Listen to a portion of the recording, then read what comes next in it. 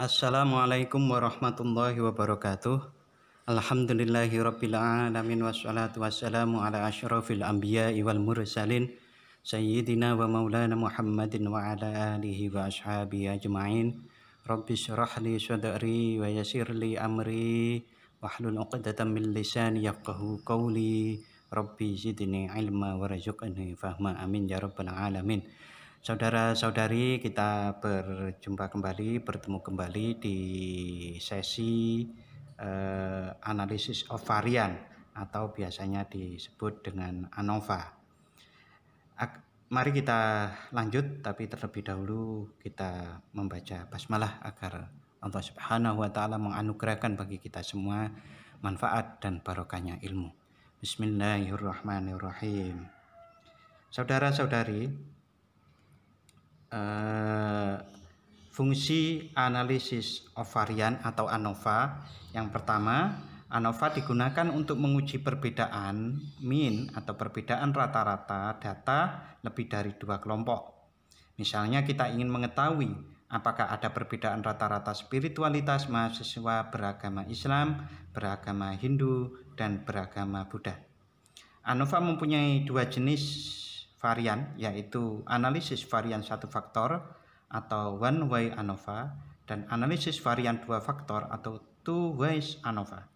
Pada kesempatan ini kita hanya membahas tentang analisis satu varian atau one way ANOVA.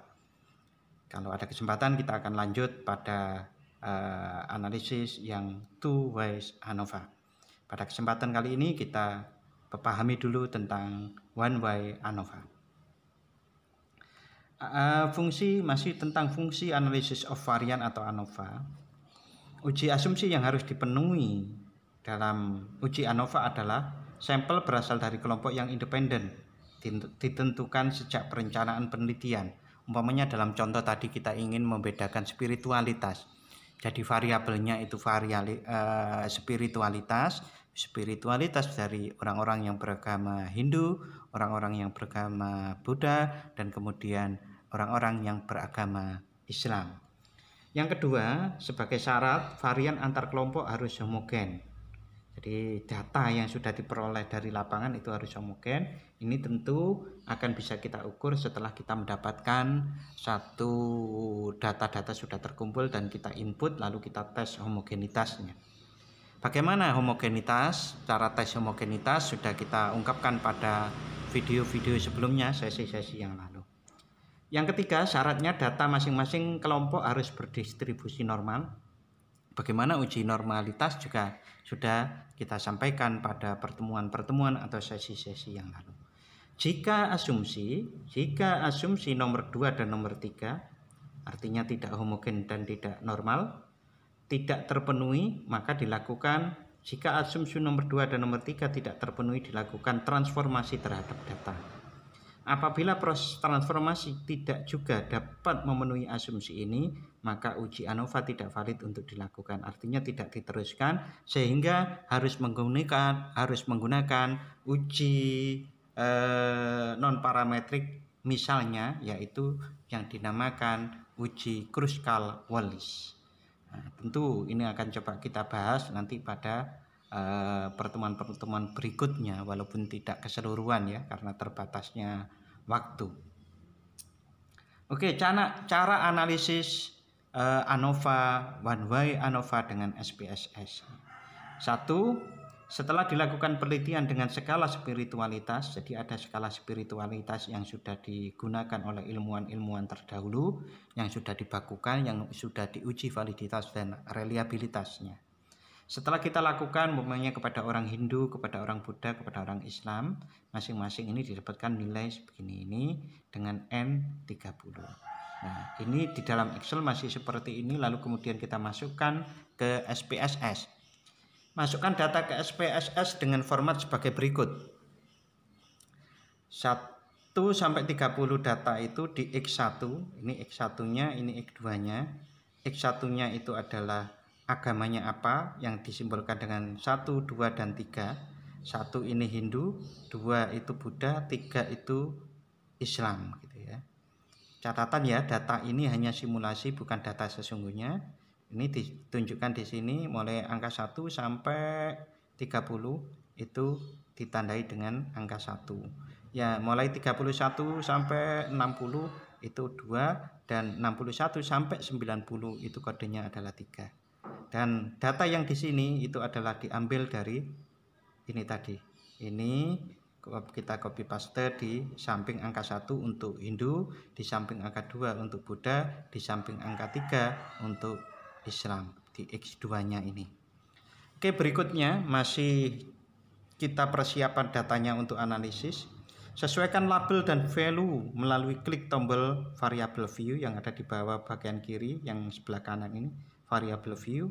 Lalu di sini X1, X2, di sini tetap numerik, lalu kemudian di sini labelnya ganti agama, yang X1 agama yang berisi angka 1, 2 dan 3 tadi, lalu spiritualitas, lalu labelnya ini Anda isikan dengan klik. Di sini ada klik, ada tombol kecil di sini, diklik, lalu ketik angka 1, lalu kemudian Hindu, lalu add gitu. Yang 2 add lagi, 3 Islam add gitu. Lalu measure ini pastikan ini nominal. Berikutnya saudara-saudari, yang keempat, sesudah persiapan analisis kita lakukan, kita sudah bisa melakukan analisis selanjutnya. Klik analyze, lalu di sini ada compare main, lalu pilih one way ANOVA. Sesudah Anda klik one way ANOVA ini, maka akan muncul seperti ini. Nah, one way ANOVA, masukkan agama ke faktor di sini. Berarti agama yang tadi Hindu, Buddha, Islam itu. Lalu masukkan spiritualitas ke dependent list di sini ini. Lalu pilih option. Pilih option, ini option. Lalu setelah option akan muncul ini centang deskriptif beforoni, dan ini di execute, lalu continue. Setelah continue, lalu pilih lagi, kemudian pilih post hoc.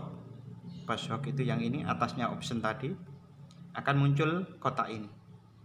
Klik post hoc, centang beforoni, dan yang ketiga centang games Howell, dan continue. Setelah continue, lalu klik OK yang di sini. Nah, akan muncul output atau output dari analisis ANOVA tadi. Nah, di sini akan saya jelaskan tentang tiga tabel. Tabel pertama adalah tabel deskriptif. Ini di outputnya SPSS. Ini menunjukkan mean atau rata-ratanya di sini.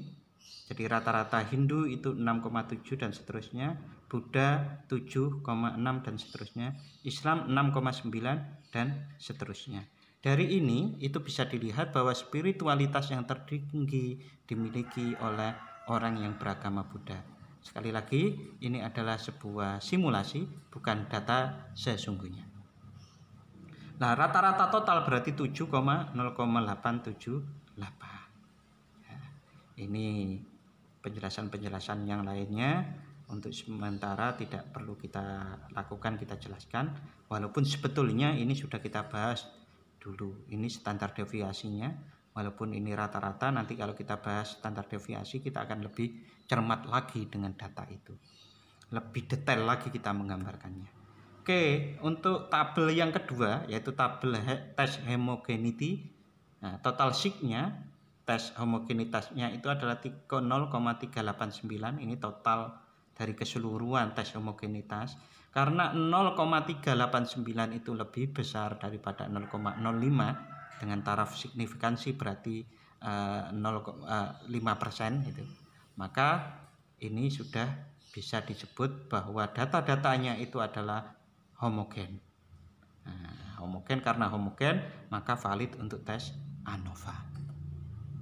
Interpretasi hasil yang lainnya di tabel output dari analisis ANOVA ini adalah kita melihat hasilnya.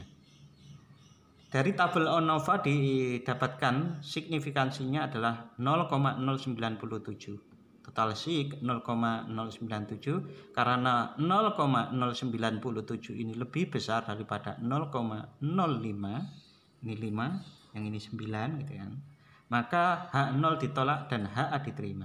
Yang berarti ada perbedaan yang signifikan nilai spiritualitas orang beragama Hindu, Buddha dengan Islam. Oke saudara-saudari, nanti akan kita diskusikan melalui live, melalui Zoom. Persiapkan untuk pertanyaan-pertanyaan saudara-saudari. Sementara ini itu yang bisa kita jadikan bahan untuk diskusi nanti. Kita akhiri dengan membaca hamdalah. Alhamdulillahirabbil alamin. Assalamualaikum warahmatullahi wabarakatuh.